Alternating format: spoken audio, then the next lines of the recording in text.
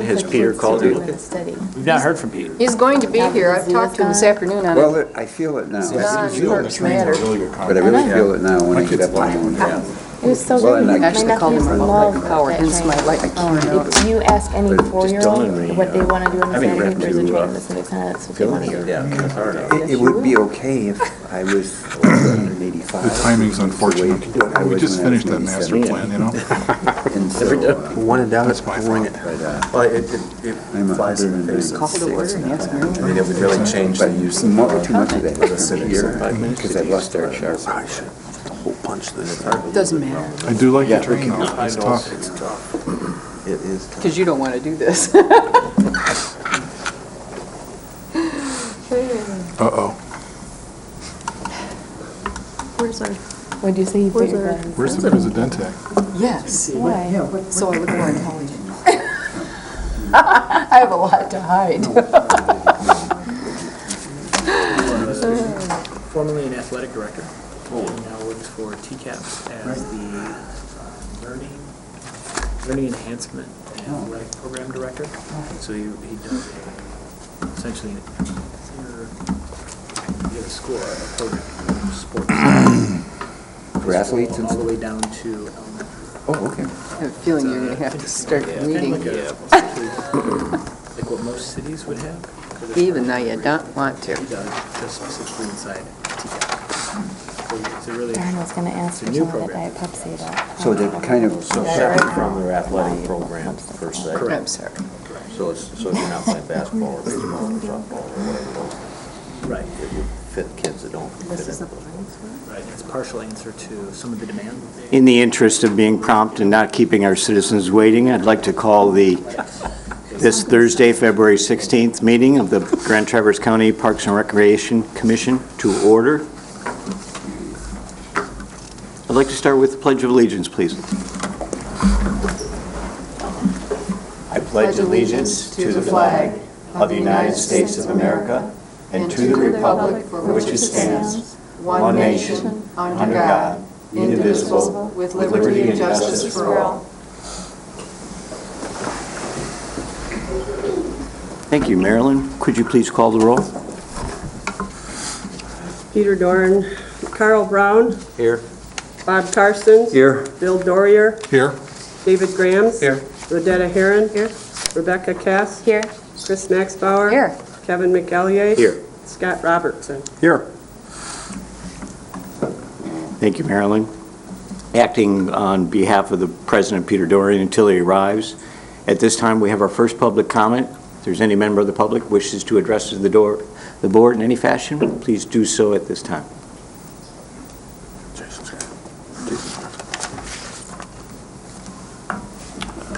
Just to let the commission know, I spoke with Pete today in preparation for the meeting, and he was going to ask the commission if they'd be willing to allow public comment when we get to the train issue, specifically about the train. I don't know if that's a wish of this commission. It's up to you, Certainly. Mr. Vice President. Certainly. Thank you, Jason. LeBaron Broughton. I live at 611 Hastings Street, Traverse City, Michigan. I'm a veteran of foreign wars.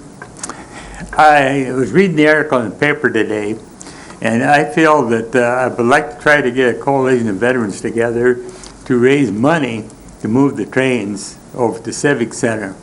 I think the Civic Center is an excellent location when you have 600-700 boys playing Legion baseball over there. And the American Legion has done a terrific job for a number of years over there with the kids. And I've been involved in managing the American Legion program a few years ago when my son was going through the program. And I think that if we could put a coalition together, we could move the trains and it wouldn't cost the taxpayers any money if we could raise the money, and I think we could do it. And I'd certainly be willing to work on a program to raise money for it.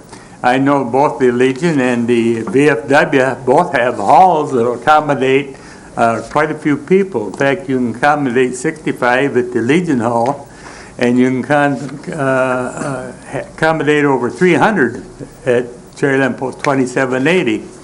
And in the past, I've run the programs for the VFW Voice Democracy and Patriots Pen programs, and I raised money with strawberry socials and so forth for those programs. And so I would like to say that I would really support and also would make a donation to a committee to move the trains. And I'm hoping that this committee would let us people who own the trains move them over to the Civic Center and try to get the job done without cost to the taxpayers. That's about all I have to say, but I hope you'll take that in consideration now. On the 27th of the month, the Area Veterans Council is meeting at the American Legion Hall, which I am planning to attend. And I've talked with Jack Pickard, who's the commander of the Area Veterans Association now, and past state commander, past district commander, and you name just about any office in the VFW, and Jack has been there. So Jack's quite a guy. I know that he's got a project going to raise money for the memorial for the veterans. He's got to raise $29,000. But I think that we can raise the money to move the trains, and I hope that this committee and the county and the city commissioners will take that into consideration and think about setting up a group and let's raise the money and move the trains and reinstall them over at the Civic Center. I think it's a wonderful idea, and I think those trains can go around the whole Civic Center if the job is done right, and you wouldn't have to lose any ball diamonds whatsoever, because we need the ball diamonds when you got 700 to 800 kids playing ball or something over there. Well, I guess that's about all I have to say tonight. So I hope you people take consideration. I certainly would volunteer a little time to work on this to raise money to move them. Thank you for letting me speak tonight. Thank you. Thank you, sir. We appreciate your comment. Any questions from the here? We appreciate your comment. Okay, thank you. Good evening. Thank you. At this time on our agenda, we'll entertain any future additional additions to the agenda for consideration. Hearing no additional additions to the agenda and seeing no special orders of business or presentations, Marilyn, would you proceed with the consent calendar, please? Receive and file is 2012 budget report. Oh, all right. The purpose of the consent calendar is to expedite business by grouping non-controversial items to be dealt with by one commission motion without discussion. Any member of the commission, staff, or the public may ask that any item on the consent calendar be removed therefrom and placed elsewhere on the agenda for full discussion. Such requests will automatically be respected. If any item is not removed from the consent calendar, the action noted, receive and file, or approval is approved by a single commission action adopting the consent calendar. So receive and file number 1 is 2012 budget report. 2 is the performance measures. 3, rules committee update. 4, communications. We have none this meeting. And 5 would be any Parks and Rec Commission meeting per diem. Also, the approval of the Parks and Recreation Commission minutes of January 19th, 2012. Hearing the consent calendar read, are there any members of the public that wish any items on the consent calendar to be removed for further consideration? Hearing none, are there any members of the board that wish items to be removed from the consent calendar? And staff? Seeing none, may we have a motion to approve the consent calendar? I'll make the motion. I'll support. Motion by Carson, second by Max Bauer. And roll call, please, Marilyn. Scott Robertson, Support. Chris Maxbauer. Yes. Kevin McCallier. Yes. Rebecca Cass, Yes. Odetta Herron, Yes. David Graham. Yes. Bill Dorier. Yes. Bob Carson, Yes. Carl Brown, Yes. and Mr. Dorn's absent. Thanks, Marilyn. That moves us to, we're currently at the director's report. Jason? My director's report this month is very straightforward. A variety of information is in your packet related to the work plan. Parks and Recreation Commissioner Workshop, I wanted to give an update on that. We have 27 people that have RSVP'd for the Parks and Recreation Commission workshop. I want to remind each of you about it, that we have a Parks and Recreation, Partnering for Parks and Recreation Success workshop, as well as a networking opportunity to meet other Parks and Recreation Commissioners throughout the county. That's going to be happening February 29th at the Civic Center from 1:30 to 4:30. Some of the items that are going to be touched on during the networking portion, during the workshop portion of the meeting are interdepartmental cooperation, public-private partnerships, friends groups and volunteers, legal tools for cooperation, recreation plans, Urban Cooperation Act, Recreation Playgrounds Act. They're also going to be talking about grants and the millage challenge. So it should be a great event. Like I said, we have 27 different commissioners from, I think almost each, all but one or two of the commissions within Grand Traverse County are represented so far. So if you are out talking to other folks that you know that are on Parks and Recreation Commissions, it'd be great for you to pass that information along. So I look forward to seeing you all there. We're looking for RSVPs by the 24th? Yes. By the 24th, just so we can have a count for how we're going to set up the room and any refreshments. So next item is the Organizational Capacity Assessment Grant. Last Thursday, I want to thank you all for being there. It was a great kickoff to that event, and look forward to our second meeting being held Saturday, March 3rd at, I believe it's 9:30. You'll receive an email reminding you of that meeting to finish up that process. So I thought it went well, and I look forward to our second meeting. In the packet, draft of the Parks and Recreation Network Committee, Parks and Recreation Network is included in the packet. At our last meeting, we had 22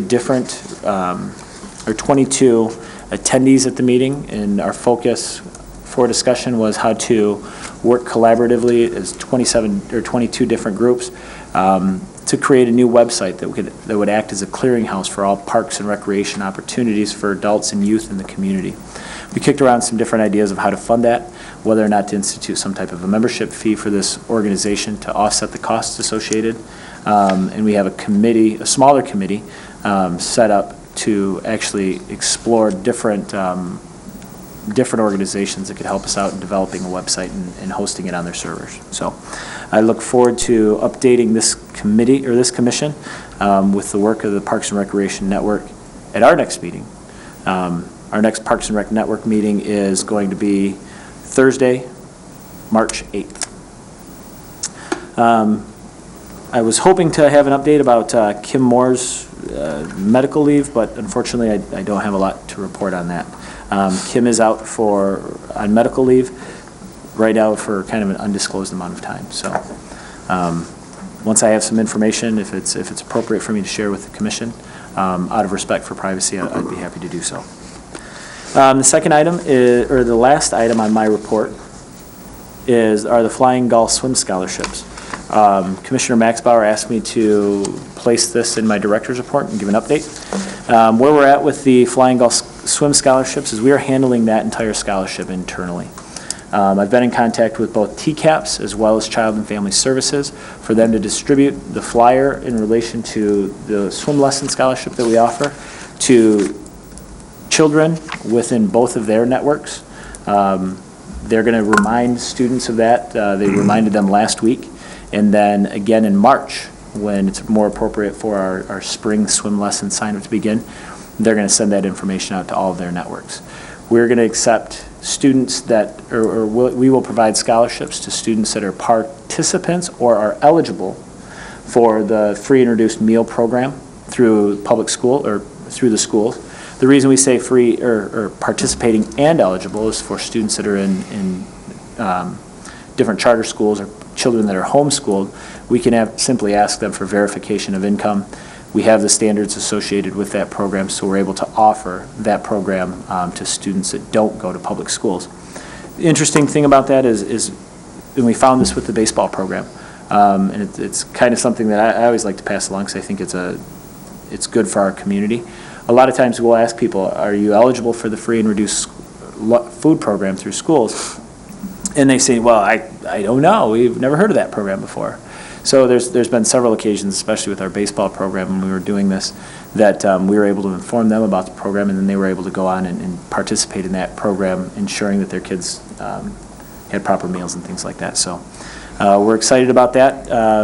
The timing of this was kind of challenging. We had just a few spots open for our winter swim lessons, and that's why I've asked both TCAPS as well as Child and Family Services to send out a second reminder about the scholarship program in March. So that does it for my report. Any questions? Yes. Jason, thank you for your work on the scholarship program. Please don't forget Kingsley Public Schools. It's in Grand Traverse County. Grand Traverse Area Catholic Schools. Trinity Lutheran has an elementary school. I think you're off to a great start, and I appreciate the report. Thank you. Scott, did you have a question? No. Okay. David, did I see you motion for a question? No. Okay. Thanks, Jason. I appreciate your report. Next item of business is old business. Jason, you're up for that as well. Old business is Civic Center. The only thing we have for old business is the Civic Center implementation plan. This is something we discussed a couple months ago with the, just take one and pass it down. In regards to the Civic Center, how are we going to implement? Within your packet, you had the probable cost estimates that were established by Russ Clark. Russ Clark was the author of the Civic Center master plan. He's a former commissioner, just for some of our new commissioners, he's a former long-standing 12-year Parks and Recreation commissioner who ended up taking another job in Kentucky back in, I want to say it was August. And before Russ left, though, throughout 2011, he made an offer. He was also a landscape architect. He suggested and offered to the county that he would write the master plan for the Civic Center for free if the money set aside for the master plan being written would be utilized at the Civic Center to implement some of the changes that were suggested in the Civic Center master plan. So in December, the Parks and Recreation Commission adopted the master plan, and Russ has since created the probable cost estimate sheet that was included in your packet. Based on those figures, I was able to put together, and it was after the packet deadline, which is why you're receiving this now, a Civic Center implementation plan. And what I've done... I'm sorry, Jason, to interrupt. The material was being handed out and stopped. Oh, it's right there, I'm sorry. Thank you. Great, thank you, Jason. So I apologize for my tardiness with this. Not having an aquatic manager is taking its toll on my workload. But there you'll see the major aspects of the Civic Center master plan broken down into 5 different categories. And I kind of broke these down into these 5 different categories based on the cost and based on how we could fit this into our current budgets or some of the best funding mechanisms to implement some of these improvements. As you can see in Tier 1, I've categorized remove and shorten the chain link fence around the Civic Center, screen the maintenance facility parking lot, the TART trail connection, and the picnic shelter parking enhancements. I've incorporated that into Tier 1. Some of those things are things that our facilities management crew can either handle. We may even be able to get those into their work plan for the spring and the summer of 2012 for some quick changes. You can see that, as you know, the removal and shortening of the chain link fence around the Civic Center will do a tremendous job at hopefully creating some new vibrancy and making the park feel more inclusive and more welcoming to the public. The next, and these are things that I've worked with facilities management. They're comfortable with these. They've got some volunteers through Eagle Scout projects and through local Boy Scouts that are willing to help out with a couple of these projects. So I think we have we're able to pick some of that low-hanging fruit. Tier 2, these are larger cost or higher cost projects, and I think we can categorize some of these smaller issues into larger categories. Trail work, which would include the trail marker and walkway for the Indian tree, extend the sidewalk to the path and expand the length of the path. Those are things that could be done in one project, totaling around $25,000 according to Russ Clark's estimates.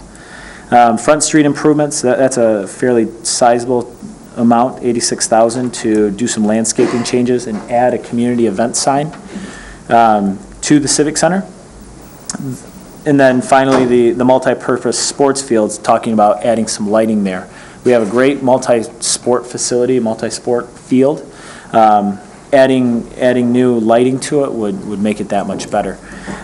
These are all items that have combined together, specifically with the trail work, the Front Street improvements, that we could likely find some type of grant funding for. I feel as though the $15,000 set aside for this project would be best suited in leveraging towards matching funds associated with some of these grants. As a group, I'm confident in saying that these would not be competitive even as one large lump sum. Just calling them Civic Center improvements would be competitive enough to garner funding through the Land and Water Conservation Fund, Trust Fund, or Recreation Passport dollars. I wanted to make that clear because those are, whether to have our county comprehensive Parks and Recreation DNR document together is not going to make a significant impact, because these projects would not be competitive enough as a whole based on the type of grant funding and the grant proposals that the DNR is currently getting. The third item are very specific. Tier 2 also, I looked at how that's going to impact the community as a whole. Is that going to impact one specific group of users? It's more of a community good, and it's more of an improvement to all of the users of the Civic Center, which is why I categorized that in Tier 2. It's something that we should take the responsibility for, something that we should go out, we should find the funding for and manage. Tier 3 is a more specialized group of projects. The outdoor pickleball courts at the south side of the facility, the replacement of Kids Cove at the southeast side of the facility, as well as the future pickleball courts with a price to be determined. Those are three projects that are very specific to a very specific group of users. Historically, Kids Cove was a community-built playground. The community went out, found the funding for it, they raised funds, and then ended up building it at the Civic Center. So based on the history and based on the very specific use of a pickleball court, that's something that, and via the public input process that we had and the enthusiasm of the pickleballers, that's something that I would like to energize. I would like to engage the pickleballers and parents around the community and try and incorporate them as some type of a friends group for pickleball or a friends group for the Civic Center in order to help raise funds specifically for those improvements. Then Tier 4, those are some of the bigger ticket items. All of those have a price to be determined, including moving the facilities management, building and parking, expanding the Easling Pool, creating a new future Civic Center, predominantly at the Oak Park Elementary site, as well as changing the entry to the Civic Center along from Garfield. Those are all items that would depend on other organizations' master plans. It would depend on whether or not we could get those into our capital improvement plan. I have a meeting next week with John Syke to talk about these issues and see whether or not we can get those into into the county's capital improvement plan. And these projects are very much in the future. There's a long-term agreement on the rental, there's a long-term lease in place between TBI ISD and TCAPS for Oak Park Elementary. So until we get closer to the end of that agreement, it may not even be realistic for us to discuss with TCAPS or TBI ISD in regards to Oak Park Elementary and that future expansion. So as things in the community shift and change, that's something that I'll be looking towards. One item of note is the Civic Center Drive entry concept. That's something I've talked historically with TCAPS about, and they recognize the need for a new place for school buses to pick up and drop kids off at Oak Park Elementary. The way it works now, around 8 o'clock in the morning and about 3 o'clock in the afternoon, when you're driving into the Civic Center, it's a one-way street. As you're driving into the Civic Center, there's a line along your right-hand side of buses picking up kids and dropping kids off at Oak Park Elementary. I fully understand why they're there, because frankly, there's no other good spot for them to be. That's the least of all the evils. It is dangerous for pedestrians coming in and out on bicycles or on foot. It's dangerous for drivers to drive around the school buses, and it worries me that a kid's going to dart out because there's no visibility. Each bus creates its own blind corner. So that's something I have talked, and actually Russ Clark and I met with TCAPS in regards to some changes made there. So that's something that is a little closer to reality, but it's still quite a ways out.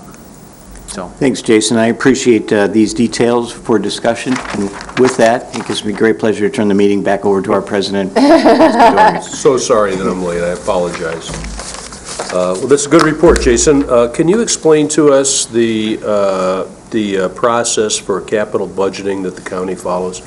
If we were to want to see if we could get money from the county to allocate towards one of these things, what steps and what time sequence would we have to look at? I'll be completely honest with you. In my 5 years here, I've not been a part of the community or the capital improvement process. Typically, I've relied on facilities management because the majority of our capital improvements are facilities related and things that they would typically take care of. Some of these bigger ticket items, I don't know that are even in the capital improvement. Asking for funding to create a new civic center is, I don't know that something that significant. I don't know that the county's prepared for something that significant. We'll turn to Christine then and ask her if she can. But one of the things that, as I mentioned earlier, is I've spoken with John Syke, the county planner, and I'll be meeting with him next week to go over some of these ideas, Right. go over the Civic Center master plan and talk to him about how we can transition some of these into the county's capital improvement plan.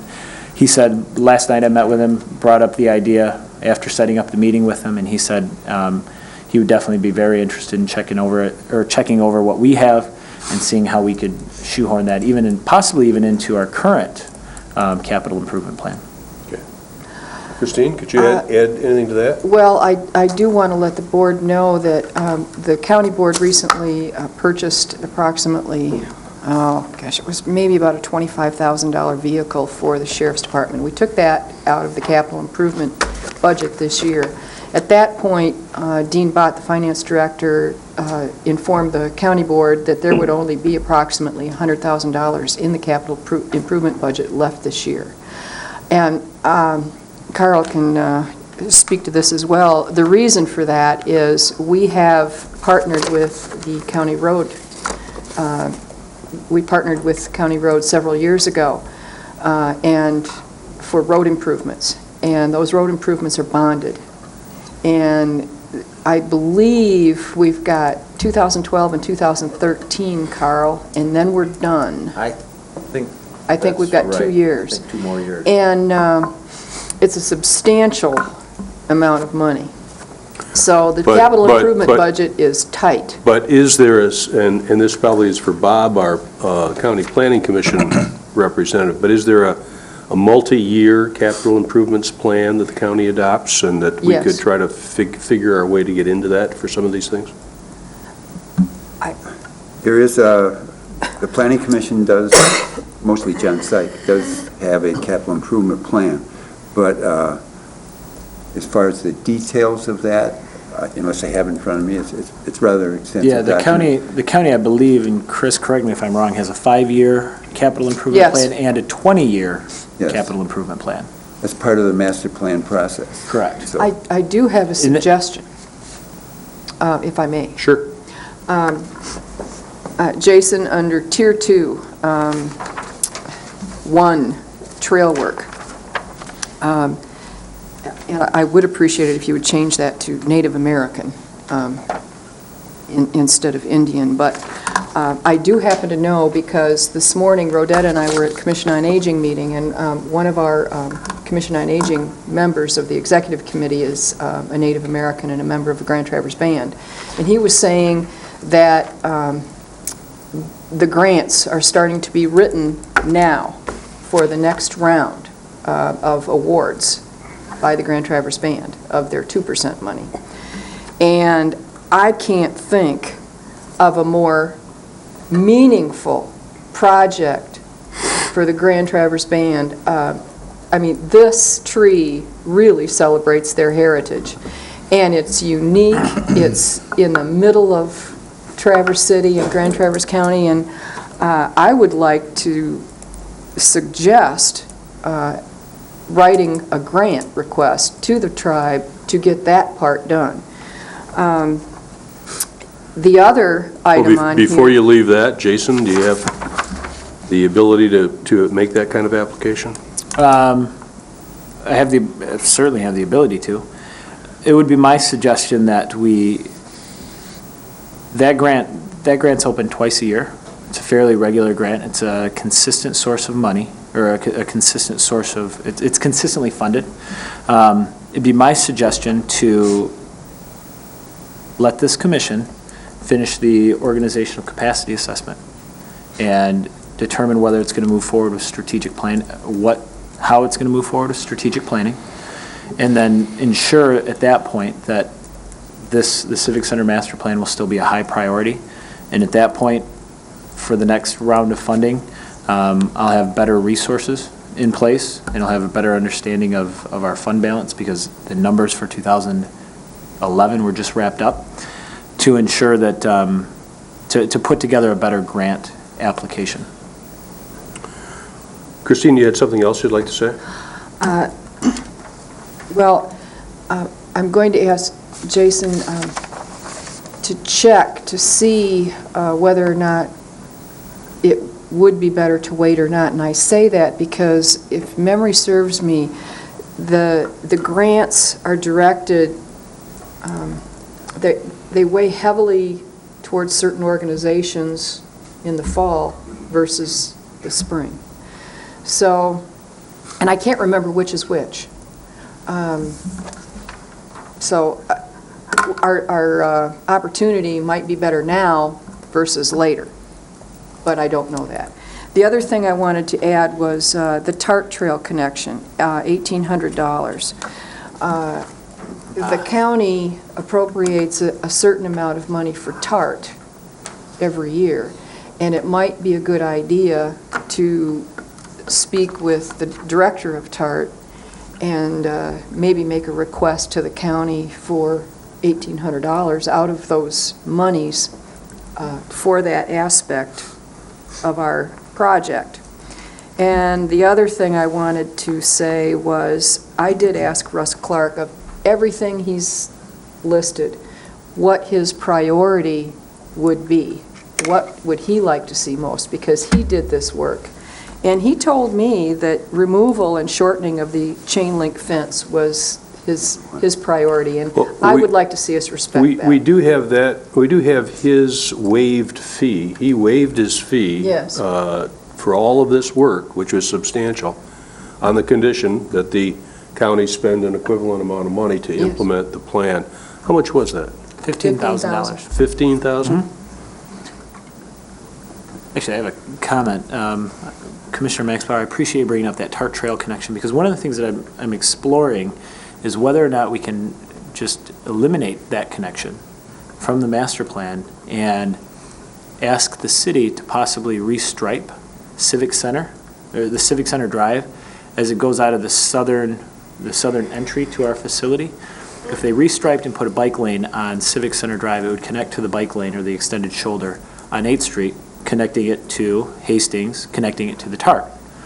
And instead of creating a new connection, new pathing, or new paving out the southeast corner to connect to Fair Street, it would essentially do the same thing. So why not have those bikers, walkers, et cetera, that are utilizing that access to the TART Trail, why not have them continue on our walking path inside the Civic Center for that extended amount? So I've got a question, or I requested information about making that change to the city today, and I've asked Russ's opinion. I've emailed him asking his opinion related to that, because that may be a better connection. I realize it's only $1,800, it's a drop in the bucket, but I think it's a responsible thing to do, is explore a different opportunity. Well, I've kind of heard four things here. One is regarding the implementation of the Civic Center Master Plan. One is how to phase it into the existing county funding for various capital improvements. The second is when's the best time to approach the Grand Traverse Band to get into their grant cycle, to talk about the Native American Indian-related improvements at the Civic Center. The third thing is the availability of money or an alternative to implement the TART connection. And the fourth is to perhaps, and this is my thing, is to utilize the 15 grand that Russ graciously didn't charge to get the chain link fence shortened, at least in part, and whether there's available monies to another $1,000 that might be available to utilize that. Are those four things okay with this commission to ask Russ to report back to us next meeting on? Well, Jason, Let me, you said Russ. Oh, I'm sorry, Jason. Russ is gone. I think Pete, I think you came in after, as I was explaining Tier 2. Tier 1, which is shortening that chain link fence, we have internal staff that can do that. We can do that without touching that $15,000, and that's what I was saying. I think about the time you came in, that $15,000 would be better utilized as matching grants for the Tier 2 projects. The majority of Tier 1, I think we can find funding within the budget or some smaller grants. Well, let me put you on the spot. Do you think you can implement Tier 1, at least start these within calendar year 2012? Yep, that's what I reported when I was talking about Tier 1. Wonderful. Bob? My impression was that fence, when it was removed, would be replaced by landscaping. And so, and that costs some money. A portion of it was. In that plan, you'll see that in Tier 2. The portion of the fence that was supposed to be removed and replaced with different landscaping is identified in Tier 2 is the Front street improvements? Front street improvements, which is the front street landscape changes. That's where that comes into play, as well as the community event sign. So that is identified. There's portions of the fence that Russ suggests not be changed, including the west side. So the barrier between Oak Park Elementary's playground. Yeah, I know that. Yep. I'm just talking about the front street. Yep, the front street changes are associated with, or that fence removal is associated with landscape changes in Tier 2. Okay, then next week, Russ, can you report to us on the county capital improvement? His name's Jason. Jason, county capital improvements. I'd be happy to do it next month. The band and the TART, implementing the TART connection. I'd be happy to do it next month, not next week. Next March. Okay. Well, whatever your name is and whenever we're meeting next week. I like that. Whenever I want to. That's fantastic. Thanks. More commissioner comments on the Civic Center implementation plan or thoughts? I like the concept, the tier concept, and I think you've grouped them appropriately. It's good work. Thank you. Okay, well, moving on then to the pool RFQ. Commissioner Max Bauer wanted to have this brought to our commission, so Christine? Yes. Thank you very much. I believe that the only way that Grand Traverse County is going to continue to operate or leave open Easeling Pool is if it is done via either a private or nonprofit, by a private or nonprofit organization. I say this for a number of reasons. When the YMCA opens up their pools, first of all, they're going to be building 3 pools. They have a 4th pool in the master plan. The pools that they are going to build, one is going to be a zero entry for little ones. Another one is going to be a revenue pool for lessons. And the third one is going to be a competition pool. Right now, the YMCA's plans call for a 6-lane competition pool. I did speak with the director of the YMCA, and he informed me that they plan on a soft opening, hopefully this fall. They're saying that the entire facility will be, they're planning on the entire facility being open in the spring, but it could be as early as January. I believe, based upon, and please understand, I swim at Eastling Pool 5 to 6 days a week. I'm there at least 2 hours when I'm there. I listen to what other swimmers are saying. I believe that the exodus from Eastling Pool, for a number of reasons, is going to be real and rapid. And I believe our revenue is going to be severely impacted. I also believe that this community needs 2 pools, 2 competition pools. I don't want to see Eastling close.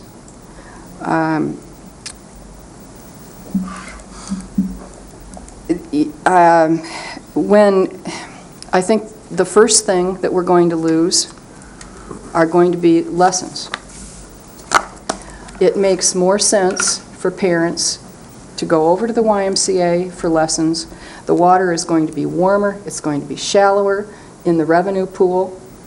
Aerobics, that revenue pool is going to be in all likelihood more suited for aerobics classes. A competition pool truly is for lap swimming, for exercise, for competition. That's what it's used for. I do know that at least one breakers coach has already gone over and had a meeting with the director of the YMCA. I don't know if we will lose the breakers. I don't know if we're going to lose the Coast Guard. These are all organizations that right now provide revenue to Eastling Pool. But I do believe, and I don't think anyone can deny, that our revenue is going to be severely impacted. And the county's budget is tighter and tighter and tighter. Our revenue, Dean Bott reported last year, our revenue was approximately $700,000 less than we anticipated, and on top of that, we took approximately a $200,000 hit from the tax tribunal. People challenging their property values and their property taxes. Therefore, I wanted to bring it back to this board and ask this board to please ask the director to go out for an RFQ to operate Eastling Pool. And therefore, I'm going to see if I get a second. I would like to move that the Parks Board direct our Parks Director to go out for to put an RFQ out for the operation of Eastling Pool. It's been moved that the director seek an RFQ. I think that means a request. No, RFP. Okay, an RFP. RFP. A request for proposals for the operation of the Eastling Pool. Is there a second? Mr. Chair, I'll support it for discussion purposes, please. All right, it's been seconded. Commission discussion.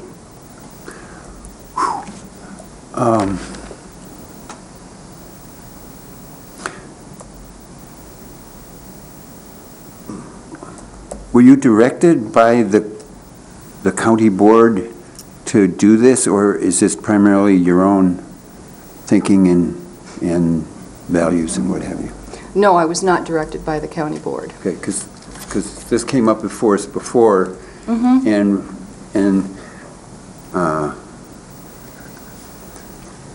there was, anyway, it was requested of us when it was not suggested by either the financial, what do you call it, the treasurer? Finance Director. Finance director? Yeah, or the previous board, and we rejected it. And so, anyway, I have some degree of discomfort with it coming. I understand some degree of justification for your concern and for your assumptions, given the economic situation. But anyway, I would like to ask more questions before we just followed your suggestion. And I'd like to have more absolute, I'd like to see some supporting data and supporting testimony from the board. From the Board of Commissioners, Yes. County Board of Commissioners? Okay. Scott? Yeah, forgive me for my ignorance about the topic in general, but in asking for an RFP, what would be what are you asking for is to go out essentially for bids for a private entity to run the facility? A private or a nonprofit, yes. Okay. Yeah, I guess before I would feel comfortable voting one way or the other, I'd like to know more about what the perceived or supposed positive impact of that would be. I'm not understanding, I guess, from a big picture standpoint, are we talking about from a revenue standpoint that a private entity or a nonprofit could run it at a better cost? Yes. Yes. Municipalities around the country are turning to nonprofit organizations to run their municipal pools. And I can give you several or many examples of how other municipalities are doing exactly that. Most of the time, the nonprofits that are stepping up are masters groups or swim clubs because they want their pools to remain open.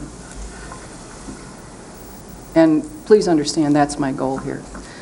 I truly, truly believe that this community needs 2 pools.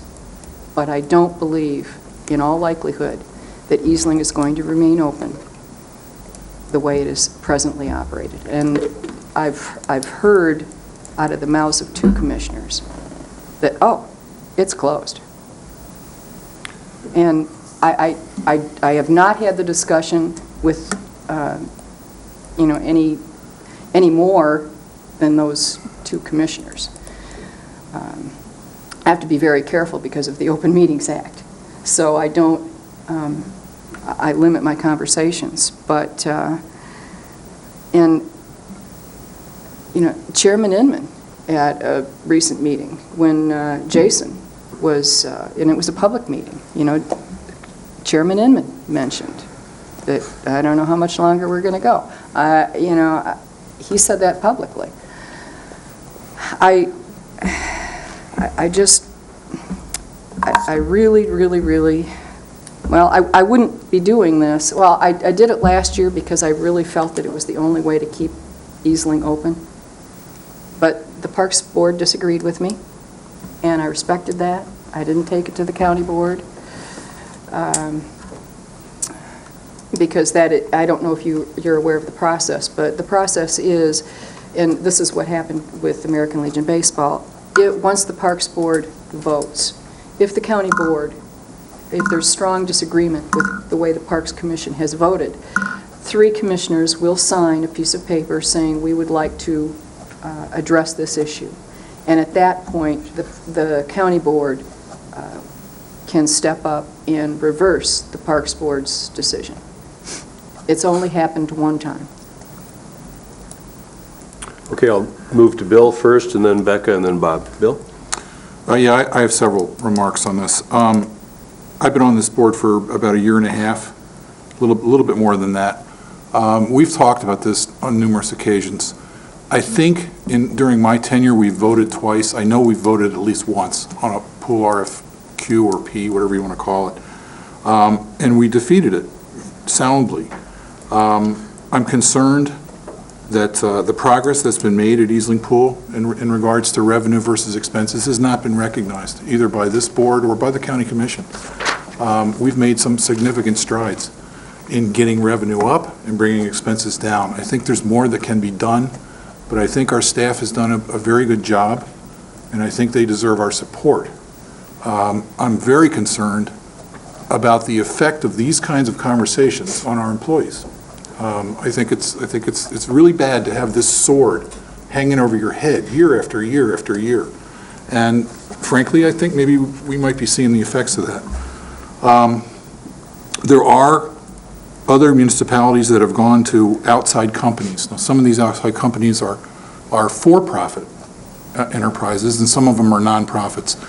Of the municipalities, those of us that have lived in other communities and have been involved in recreation have seen trends come and go, and some of these municipalities that have sought outside management of their aquatic facilities try it for a year or two and then go back to having their own staff run the pool, because it's a much better arrangement and it's better for the community.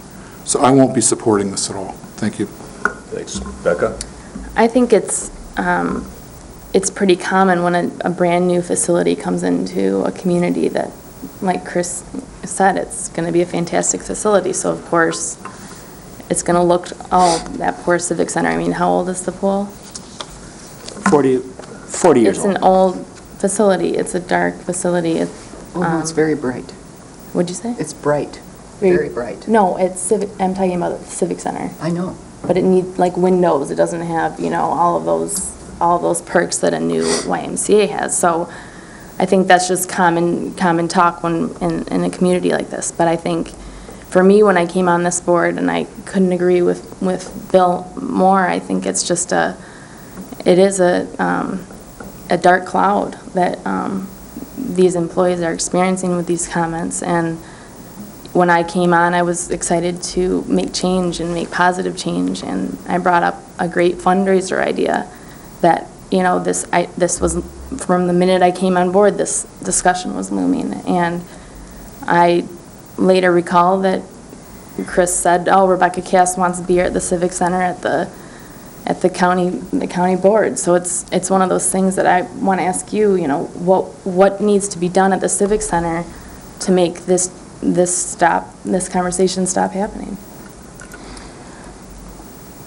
I don't believe, Rebecca, that the conversation, I think the conversation's going to come up over the next several years as the county is squeezed for dollars. And the county faces a choice, do you lay off a deputy sheriff, or do you, or do you cut discretionary spending? And that's what this is discretionary spending.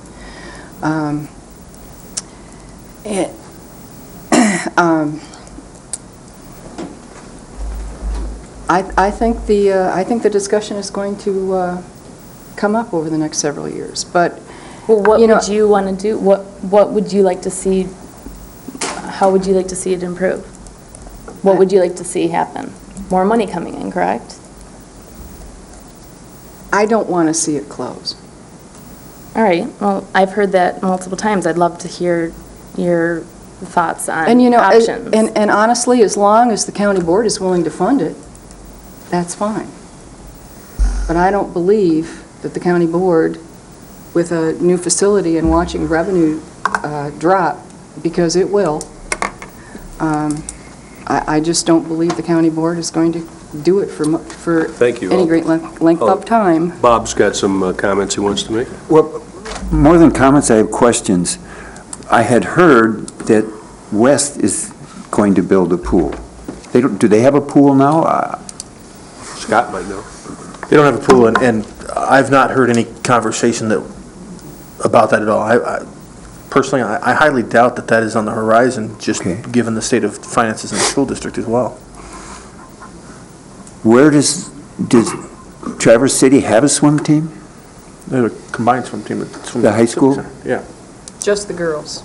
They discontinued the boys. And where do they swim? The Civic Center.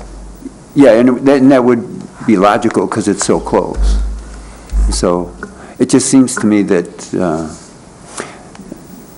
and that's good enough. If West was going to build a pool, it would be natural for this pool to be utilized to the extent that it's not totally obsolete.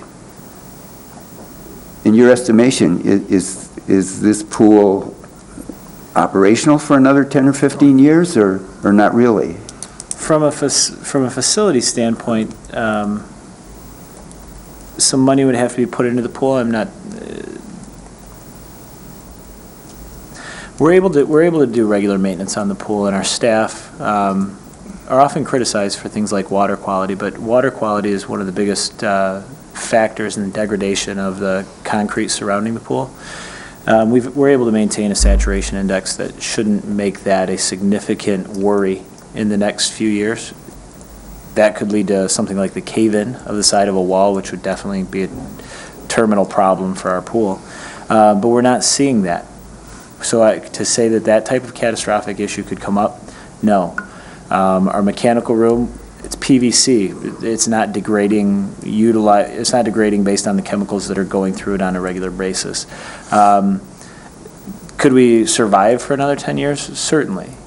We are in a position, though, from a facility standpoint, yeah, we could definitely do it. It's been interesting to see how the revenues, or excuse me, how the subsidy has gone to the pool over the past few years. It was $96,000 in 2008, $158,000 in 2009, and then in 2010, the commission voted to implement the Lutra report, which is the first time that this commission, as a body, has looked at taking proactive steps into the improvement of the pool. And in 2010, that allocation to the pool was only $70,000, which is a far cry from the previous year of $158,000. My concern is that the county commission's general fund allocation has been cut by 62% to Parks and Recreation since 2008, which that's a fairly significant number. We're talking $271,000 since then. It's worrisome to me from that perspective. And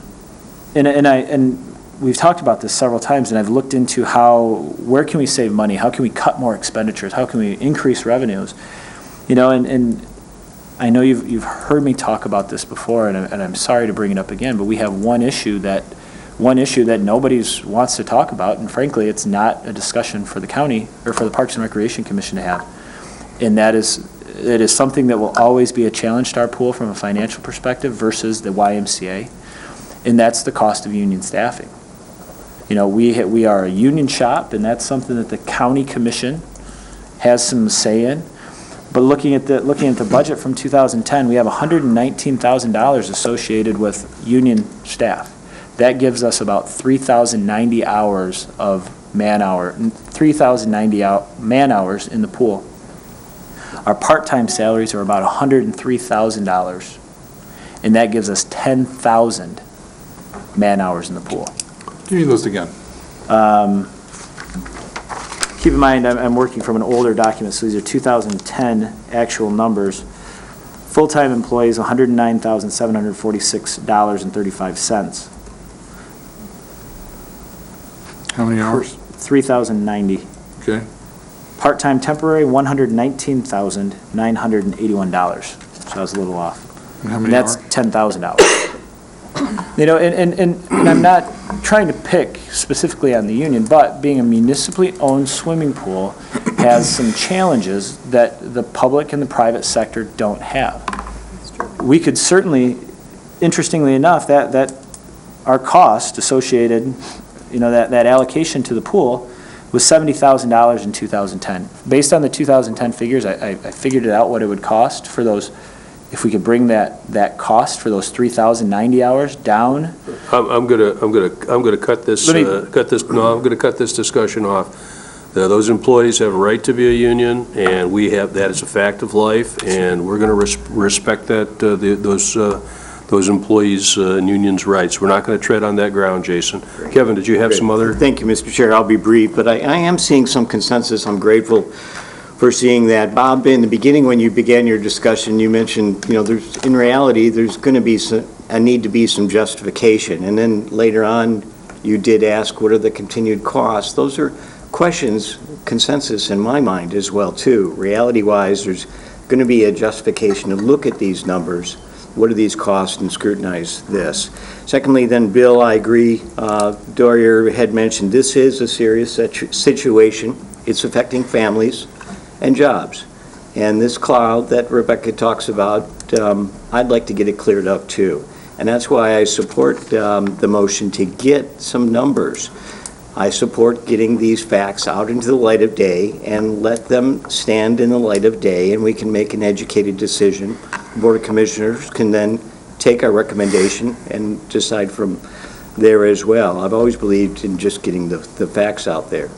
As I recall, in the past, the prospect of going out for an RF, request for proposal, or a request on qualification, so a bid or qualifications are two different entities. We've never gotten to the point where we received any one of those, so we've not seen any proposals. Right now, the motion on the floor is to receive proposals. And then how we moved into bid numbers remains to be unseen. So, but I'd like to move the process forward, get rid of the dark cloud, look at these numbers. It's looming. Thank you, Mr. Chair. Any other comments? Just a question, what does he mean by remove the cloud? Does he mean to push forward the request for proposals, or does he I mean? think he meant to see if there's anybody out there that'll make a proposal and what the amount is. Is that right? Well, right now, the motion on the floor is request for proposal. I'm a little confused in how we'll move from a request from, RFQ, which is qualifications. So we'll receive a pool of qualification-based consultants that we deem worthy. No, I don't think that that's a part of the process. The motion is to go right to an RFP, and anybody could apply for that RFP. If they weren't qualified, we wouldn't have to accept them, but the motion doesn't call for the intermediary step of an RFQ. Very good. I stand corrected, and I thought that was going to be cumbersome. So to remove the cloud, this has been discussed for a couple of years. The consensus I'm seeing is people either want to kill it or move on with it. And I think that's the only way we're going to be able to move on, to get rid of the cloud. Would it be okay if we open this up for a brief public comment from those Absolutely. members of the public who might want to comment on this? Mr. Richardson. Thank you. Ross Richardson, Grand Traverse County Commissioner, 873 Washington Street in Traverse City. I'm not going to try to tell you how you should vote on this. I did just want to, I think, mostly clarify a couple points on the money involved, because we really had this discussion at more length. I'm talking about I'm talking about the County Commission last summer. An offhand comment was made by one county commissioner, I think in April, that, well, we're facing, some money problems, maybe we'll have to close the pool. And that did set off quite a bit of communication to, at least speaking only for myself, to the county commission about, the fact that the pool was valued, that, people did not want to see it closed and so forth. The numbers that Commissioner Maxbauer mentioned a little while ago about the $700,000 shortfall in revenue, that is true. We also knew about it last summer. The extra $200,000 in tax tribunal loss was also a number we were aware of last summer.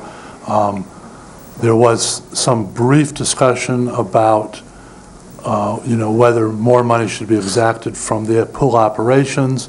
It was discarded by the County Commission last summer. We did make some changes and move forward.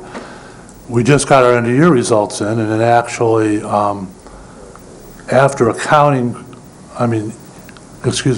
even dealing with the loss in revenue, which we didn't know about at the start of 2011, and dealing with the tax tribunal, which we didn't know about for sure at the end of 2011, we still did $400,000 better in the general fund through savings and other programs, money that was not spent. I guess what I'm trying to say is that don't do this out of, being sold a fear, an agenda of fear, okay? The amount of money we appropriate to Parks and Rec is very small and has gotten steadily smaller over the last few years. In this current year, I believe the number is $170,000 out of a $37 million budget. So that's not a lot of money. If I can very briefly address Jason Jones' comment about the union employees, the pool has 2 union employees right now. 3. The reason that number, 3 The now? aquatics director is also union. Okay. Well, the reason the number is so high, though, is because of the 2 long-term employees who are on defined benefit payroll. Only one is on defined benefit. I'm sorry. Okay. I'll shut up, Ross. The point is, there's an accounting trick in there that takes a large chunk of the pension obligations and assigns it to a particular employee, because we have eliminated defined benefit pensions for new employees, the number of employees on defined benefit has gotten smaller and smaller, and we have taken that obligation and assigned them to the current employees, when that's not obviously money that is on them. It's money that's on the entire defined benefit pool. That is pensions that we're obligated for over the next 30 or 40 years being assigned to an ever-decreasing number of current employees, when most of those benefits are actually assigned to already retired employees. So what I'm trying to say is, if you eliminated all of the union employees in the pool, your pension obligation would not go away. It would not necessarily be assigned to Parks and Rec, but it would be a pension obligation that would still exist. So, and my only other comment is, the County Commission has not had any discussion about eliminating the pool or dipping farther into pool coffers since last summer, when we resolved all that with a special subcommittee and some special actions, and since then we have not discussed it. I heard a comment that, quote, 2 county commissioners said the pool is toast. Well, I wasn't one of those, and we haven't had that discussion in a public forum. I might also point out that the county commission next year is going from 9 to 7, so maybe those 2 employees who think the pool is history are among those who won't be with us next year. I don't really know. Perhaps Commissioner Maxbauer should share who those 2 commissioners are, and we should go take a vote at the county commission level, which, by the way, has not been proposed. Thank you. Thanks, Ross. Any other public comment? Okay, I'll bring it back to the commission. Just a Kevin. brief point of order. The agenda says RFQ. That's why I mentioned request for qualifications. Does the motion reflect the agenda, or is it different? It's different. Okay, thank you. Bill? So it seems to me that maybe an alternative approach here would be to continue on our path that we're on now, to try to further reduce our expenses, keep looking at revenue, seeing if there's ways that we can bring in more revenue, and then perhaps maybe work on our relationship with the Board of County Commissioners and try to get more of their support for this very important program that our department runs. It's a vital public asset, and it was built at no cost to the county. And it just seems silly to me that we can't figure out a way to keep that pool open and continue on the path that we're on. So that's the way I look at this. That's the alternative I prefer. Okay. Mr. Norman, before we vote whether or not to even take this action, Bob, can you explain that it sounds like this path has been traveled before? Oh, yeah. That's what you said before? Yes, this issue's come up before, and we haven't chosen to seek an RFP or Q. Okay. All right. Well, I do not support the motion. The privatization of a business, of a governmental activity like this is a serious thing. I think we have good employees. I think we have a good operation. The county has always subsidized the pool. If the county, meaning the county board or the county administrator, asks us to please look at alternative ways to run the pool, such as RFPs, I'd be more than happy to go through that exercise. But until and if that happens, I'm just not willing to disrupt the operation, the morale, the lives of the individuals involved, and seeking to privatize the pool. Sir, I just would like to say that I've really been strongly impressed by the innovativeness and the dedication that Kim Moore has shown. Her community egg hunts and diving in the pool for things at holidays, and she's been a very creative and effective employee and has done good things. And I would just hope that excellence would be recognized. and I'm not sure it has been, so, thank you. Everybody, Rodetta? Mr. President, is there any rules in effect? How many times the same subject matter comes before the board? No. Yes, ma'am. Second part of that would be, should there be? That would be it for up to you guys, and you could certainly propose an amendment, I guess, to our bylaws to indicate that there has to be, as some boards do, there's got to be a certain length of time before the same matter can be brought back up. In a sense, when we agree to put it on the agenda, then she can bring it up. If anybody can bring it up at any time, but we don't have to place it on the agenda. We do have a strategic plan. And that particular issue is not part of our strategic plan. And so when it is offered or asked to be put on the agenda, we can take it to a vote and ask that it not be.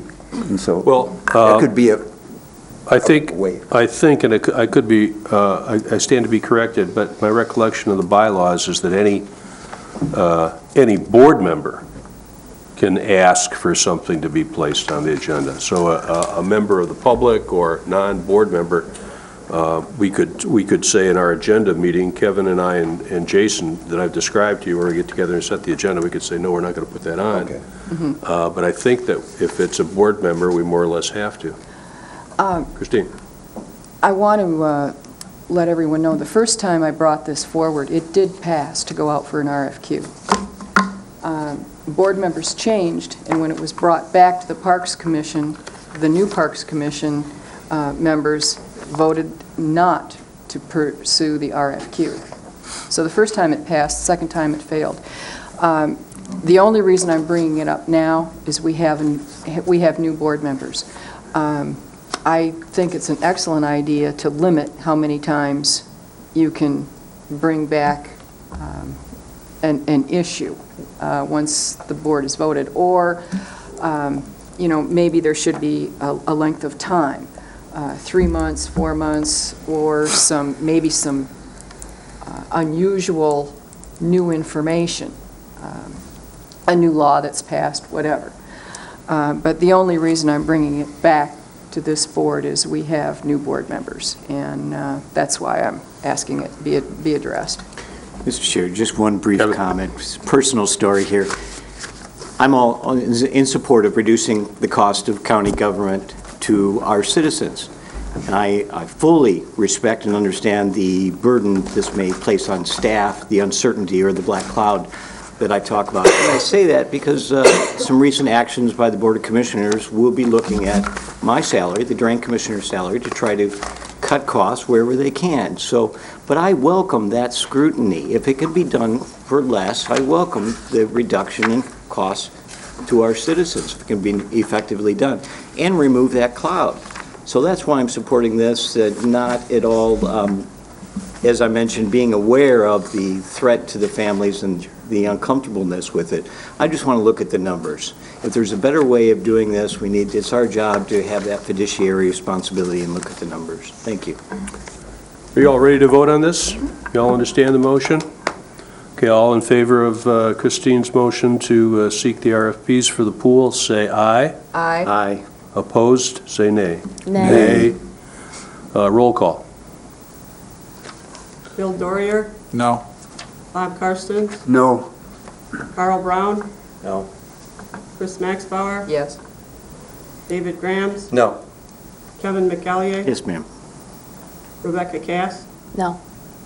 Rodetta Heron, Robert's rules present. Scott Robertson, No. and Peter Doran. No. Rodetta, what was that? I'm present. I don't, So that means if you're present and you don't vote no under Robert's rules, you vote yes. Is that the result that no. you're It looking means for? I need to be informed. I'd like to do some more research Would you like to before I abstain? vote either way. Would you like Yes. to abstain? Abstain. Would it be okay if the mark you down as abstaining? Yes. Okay. Thank you. All right, well, I'll move on to the next item, the Spirit of Traverse City. miniature train RFP. Jason? Included in your packet is some information related to the Spirit of Traverse City RFP. I'm not going to go through this word for word. It was included in your packet. Just want to touch on a few items, though, related to the train. And I guess maybe before I touch on my comments, I would like to preface it with, the train is definitely a historical piece of Traverse City, and it is something that our community has it's long been a part of our community. And my comments here aren't necessarily, I'm not going to speak out and say, I dislike the train, because that's not the case. But looking at the financial and some of the risks associated with us taking on this train in any of our county park properties, that's where my decision kind of my comments stem from. Going into this, I've never dealt with a train before, so this was really a unique project to delve into, and taking into that the context of the discussions that we've had about the pool and the finances associated with it, the risk associated with our risk management audit that we had done over the summer, as well as just some of the common sense things related to the train. I want to just touch on the following points. I requested information from the City of Traverse City about their history, their financial history of the train, and since 2004, with the model that they used for revenues and expenditures, the train actually lost approximately $16,000 per year on average since 2004. This was done in I have a graph on page 2 that shows what the revenues were versus the expenditures. And looking and talking with the superintendent of parks for the city, the way they operated the train would be very similar to the way we would operate the train. So the expenditures would be similar, the revenues would be similar. The only thing that would really change would be the location of the train and what type of ridership would we get if it were moved to the Civic Center or moved to any other county parkland. And in my suggestion, my recommendation here in this information, I've looked at all of the county parklands. But like I said, on an annual basis, the train loses approximately $16,000 a year since 2004. I looked at the relocation of the cost associated with relocation, and I came up with some pretty astounding figures based on an expert's opinion of how many man-hours it would take to move each linear foot of track. Currently at Clinch Park, there's 2,090 feet of linear track of track at Clinch. It would take about 15 minutes per linear foot to remove it, and it would take about 2 hours to relay that track and the items associated. Based on that, and based on the 2,090 linear feet of track, that would cost our facilities crew, our facilities management guys who have the capability to do this, that would cost the county about $356,167 to move the train. If we had a private company do it, and these are based on, some of the figures I have here are based on costs that were provided by Mullen Excavating in 2004 to move the train. They said about $46.50 per linear foot in areas that were in lawn, and about $68 per linear foot to move the train in areas that the rails were in concrete.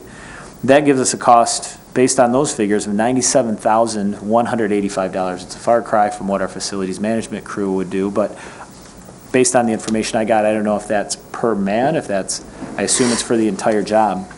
And that's just for 2,090 feet of track. There was discussion at the county commission level, if it were to go to the Civic Center, that it'd be expanded to approximately a mile to fit within the walking track. If we were to increase the length of that track from 2,090 feet to 5,280, we're talking those numbers jump up to $899,000 for our facilities crew to do it, $245,000 if we have Mullen do it based on the figures that they gave the city in 2004. From a safety and liability perspective, this is a 64-year-old steam engine that was, and from what I gather, built by an expert, but not necessarily built by a train manufacturer. It's a 64-year-old boiler, which you can imagine what happens to a boiler after 64 years. And we're talking about moving this from where it's been since 1982 to the Civic Center. I would be very concerned about the safety associated with the boiler safety. I found out today, previous to this, after doing this research, that the train actually caught on fire in, I think, 2004 or 2005. I'm not sure that that's the type of liability that the county wants to take on in accepting this train. Within the RFP that the city put out, there are additional costs that they talk about. They talk about two major items that would need to be done immediately for this train to be successful and for it to operate effectively at any facility that it goes to. They talked about the replacement of the trucks, which are the two, pardon me if I get my terms wrong, but essentially the axles and the wheels that are underneath each passenger car at a cost of $2,500 each. And there are two cars that need to be replaced. New rail ties, they expect probably a third of the rail ties would need to be replaced with a cost about $2,200. That's just to get the train running. Currently, the train's in for a service of that's going to cost the city about $10,000.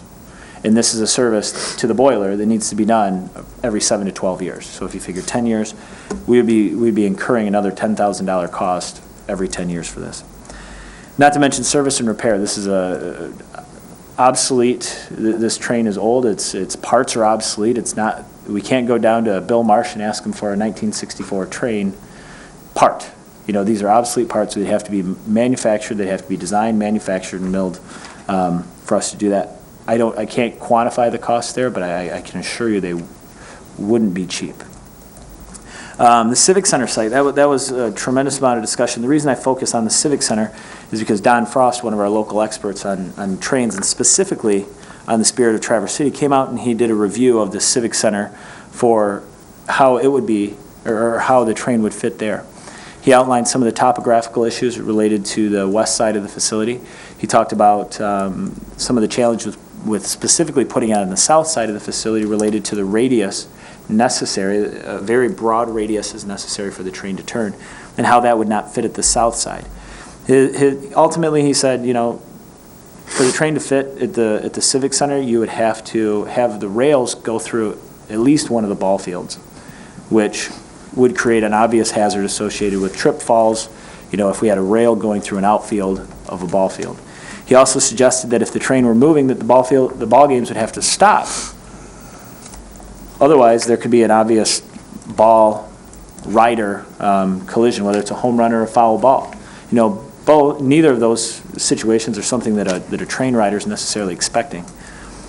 And in summary, I'll just sum it up exactly the way I wrote it. The annual expenditures, the relocation of equipment, potential safety liability issues, maintenance costs, and limitations of the county park property for the proper operation of the train are too burdensome for the Spirit of Traverse City to thrive in any county park.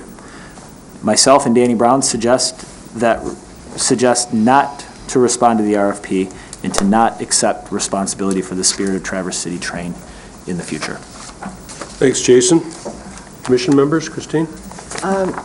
Jason, as I told you at our last meeting, and I want you to know I spoke with Danny Brown last Friday. I think the two of you did an outstanding job on this information. Thank you. It gives us everything and more that we could ever want to make an intelligent decision. I happen to agree with your recommendation, yours and Danny's, that we do not put the train at the Civic Center. That's really basically all I have to say. Anybody else? Becca? I just had a quick comment and thought, that huge expense for the relocation, which is a sad state now that it's no longer going to be in the city, and who could possibly pay to have all of these things done, which is sad because it'll probably end up in a dumpster somewhere. But just a quick thought, the largest expense obviously here is to move all the tracks and all that. So many people want to keep that train in the city. Why not, have a volunteer day to help move the track? so many people would do something with guts. So it's just a thought. I know it's just a smidgen of the whole overall cost, but. Jason? I appreciate that comment, Commissioner. One of the things I would like to let you know from being involved in this discussion to present an RFP, I've kept my ear to the ground on this issue and have heard there are several different organizations that are considering putting in this proposal to take ownership of the train. So we're not the only organization that would be considering this if we were considering it. Kevin? Thanks, Jason. That was my concern. You confirmed that. Thanks. I appreciate your having the ear to the ground. I was going to ask if there were any calls from citizens. We heard one citizen speak tonight. We may hear others. Alternatively, I know there's a lot of passion with it. Is anyone else responding to the RFP? You are hearing some potential takers. And I know a county commissioner, perhaps Civic Center South. So there are some other alternatives. Or at least, that was one point. One.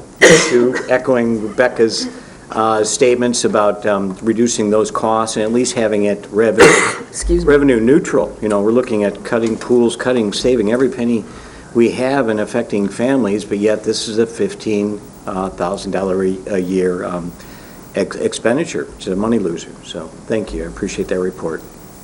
David? I want to reiterate what Christine said. Jason, this was an amazing piece of work, very, very thorough. One thing that I didn't hear you mention that is also a serious issue, as I recall when I sat on the City Parks and Rec, is just having the expertise to maintain the train. They had a few people that were, I'll call them old-timers, people that it was as much of a hobby as it was a job. And if those people had walked off the job, there would be nobody that could service the train, and it would stop working pretty much. And that would be another serious issue too, once you get behind the cost of it and the logistics of driving it around a ball field and everything else, is who's going to maintain this thing. So that's it. Okay. Bob? Just in Jason's summary, he did mention the conflict between space.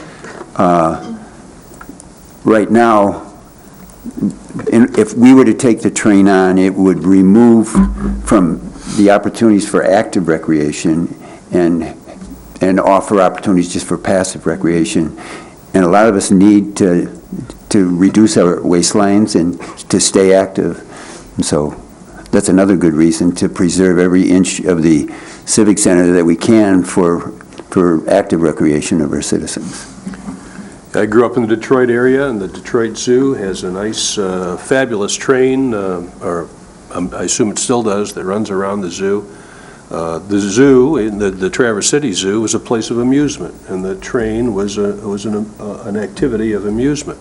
The Civic Center is not that type of place. The Civic Center is a place of recreation, active recreation, not just passive recreation, and it just doesn't fit. The train's like a beautiful picture that you'd really like to have, but the first thing you're going to ask yourself is, where am I going to put it? What wall is this picture going to go on?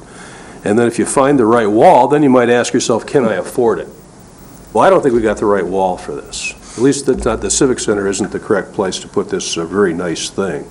And so the money aspect of it, to me, is secondary. And if somebody came in and said, here's a pot of money, we'll give it to you, I still don't see the location of this train being the Civic Center, or I guess any other location that you've been able to look at. Rodetta? I also see it as a liability, a severe liability. Thank you. All right. Do you want to, is there a motion on this? And we could have a motion to not submit the RFP. That way the county board would know that we have come to this conclusion, if that is our conclusion. Anybody want to make that motion? I'll make a motion. David? Not to respond. Okay, not to respond? I'll support. I'll second. Scott? Any further discussion? All in favor of the motion to not submit an RFP for the Spirit of Traverse City, please say aye. Aye. Opposed? I oppose. Okay, one opposed. All right, thank you.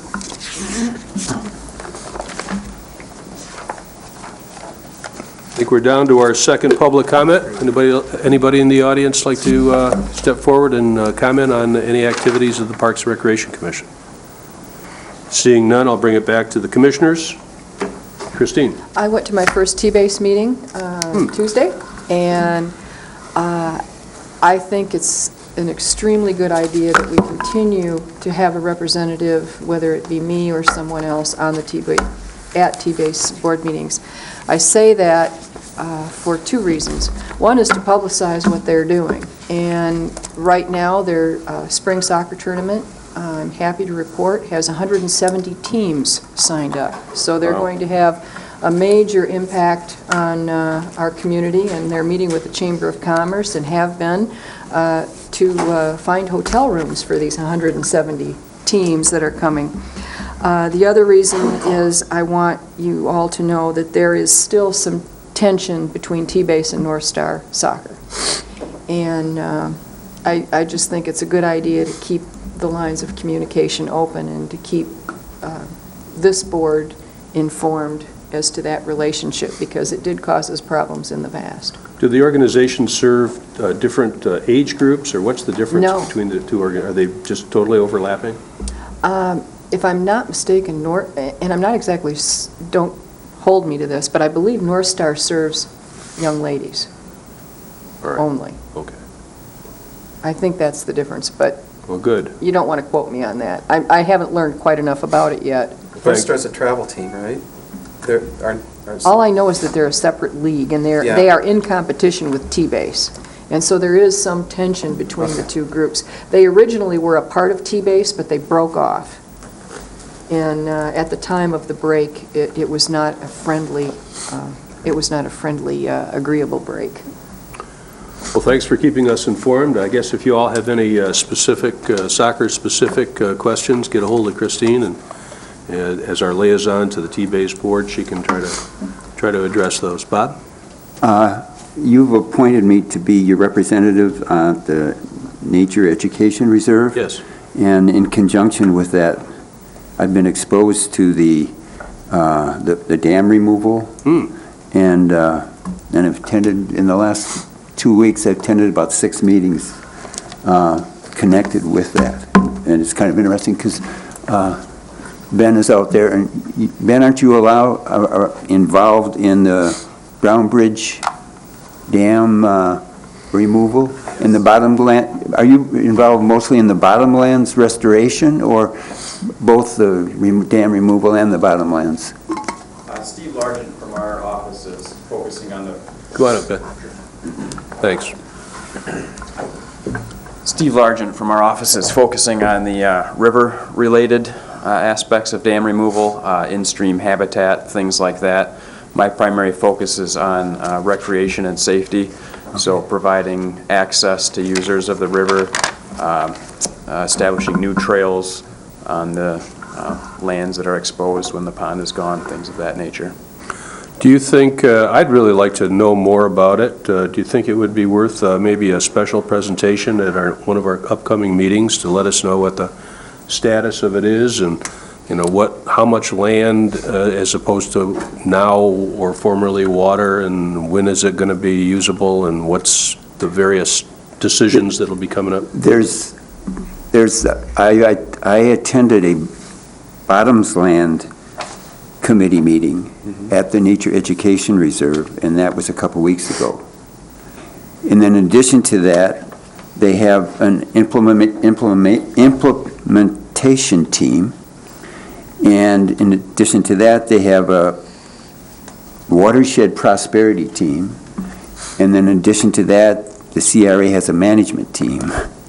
Probably be worth having a presentation just to outline the different Teams. And so, but the prosperity team is in the process of developing a master plan for the watershed, and it's kind of what's the word?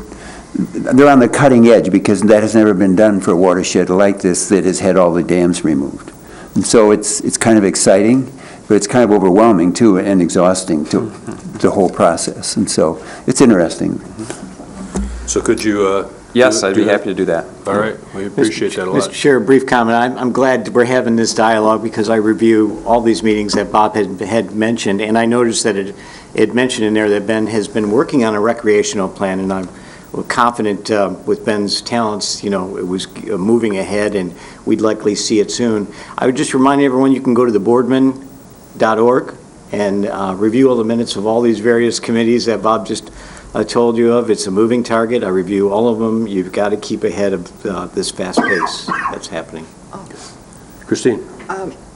I just have a request for Jason. Jason, next month at our Parks Commission meeting, would you give us a report on what the Conservation District found at the Meyer House, since it's on park property?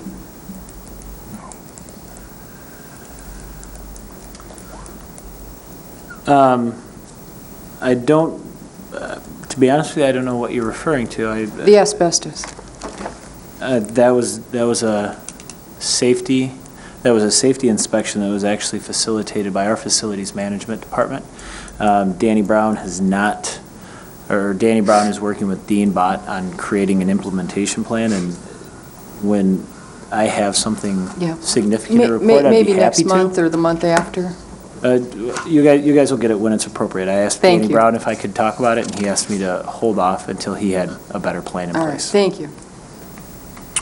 Okay, well, great. Well, next meeting should be interesting. Hopefully, we'll have some Boardman River updates and Civic Center plan implementation activities before us, so look forward to seeing you all then. When's our next, we have we have the meeting with the Parks Summit, and that is when, Jason? The park workshop is Wednesday, February 29th. We have a Parks and Recreation Organizational Capacity Assessment meeting that's going to be held Saturday, March 3rd at 9 a.m. at the Civic Center. And then our next regularly scheduled meeting is Thursday, March 15th. Who all is coming to the Parks Recreation Summit on the 29th? I'm not sure yet. Okay, great. Well, that's terrific. That should be very interesting, and that together with the network is a real step forward, I think, in creating dialogue amongst all the people who are interested in providing park recreation opportunities. With that, and your permission, I'll declare this meeting adjourned. All right. Thank you.